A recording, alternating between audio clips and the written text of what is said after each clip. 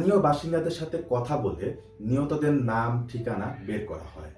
মা, 2 ছেলে, 4 মেয়ে এবং 2 নাতি নাতনি একই সাথে আত্মহত্যা করে। নিহতরা হলেন মা হেনা আনোয়ার, বয়স 60, পুত্র আরিফ আনোয়ার, বয়স 30 ও রাহাত আনোয়ার, বয়স 22, কন্যা আক্তারি আনোয়ার, বয়স 35, মুর্শেদা আনোয়ার, বয়স 37, মুন আনোয়ার ওরফে মবি, বয়স 30 এবং নাতি মৌলা আনোয়ার, বয়স 8, নাতনি মৌ আনোয়ার। রেল লাইনের পাশেই তাদের বাড়ি। রেল লাইনের পাশে অবস্থিত ওই বাড়িটি অনুসন্ধান করে সেখানে কাউকেই পাওয়া যায়নি। একটা পাকা ঘর, 5-6টি কক্ষ। অদ্ভুত একটি বিষয় সেখানে লক্ষ্য করা যায়।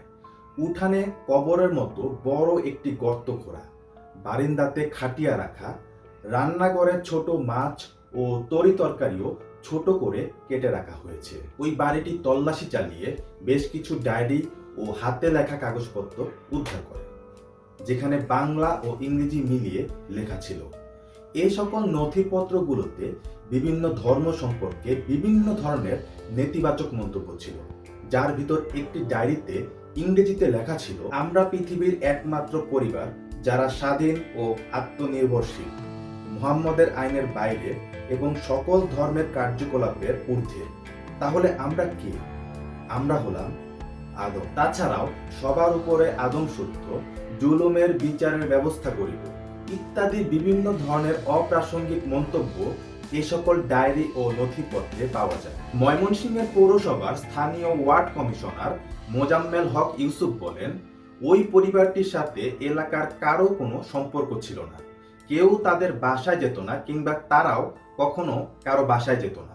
আনোয়ার দরবেশের ছোট ভাই সাবেক সেনা সদস্য আব্দুল হান্নান থাকেন ময়মনসিংহের গোহাইলখালীতে।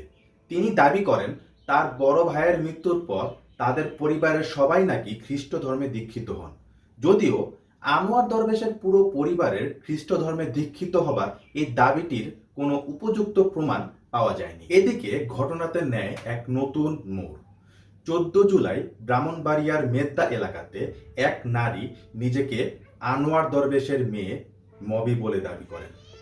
তিনি সাংবাদিকদের জানান, নিজের আত্মহত্যার খবর পত্রিকাতে দেখে তিনি নিজেই হতবাক, অথচ তিনি বেঁচে আছেন, সুস্থ আছেন। তিনি এও দাবি করেন, ওই বাসাতে আমি ছিলাম না, তবে আমার ছেলে মেয়ে মৌলা ও মুন ওই বাসাতেই খুন হয়েছে। কিন্তু তারা তো আসলে আত্মহত্যা করেছে না। মবি এই ঘটনাকে আত্মহত্যা বলতে নারাজ, বরং তিনি দাবি করেন এটা সুপরিকল্পিত হত্যাকাণ্ড। তিনি আরো দাবি করেন তাদের বাড়ি দখলের জন্যই তার পরিবারের সবাইকে ট্রেনের নিচে ফেলে হত্যা করা হয়েছে। ঘটনার জট কিন্তু থেকেই যায়। তাহলে এখন নতুন আরেকটি প্রশ্নের উদয় হলো, মবি যদি জীবিতই থেকে থাকে, তাহলে এতদিন তারা যার লাশকে মবির লাশ বলে দাবি করে এসেছে, তিনি আসলে কে? এর উত্তর লুকিয়ে আছে লাশের স্তূপের ভিতর।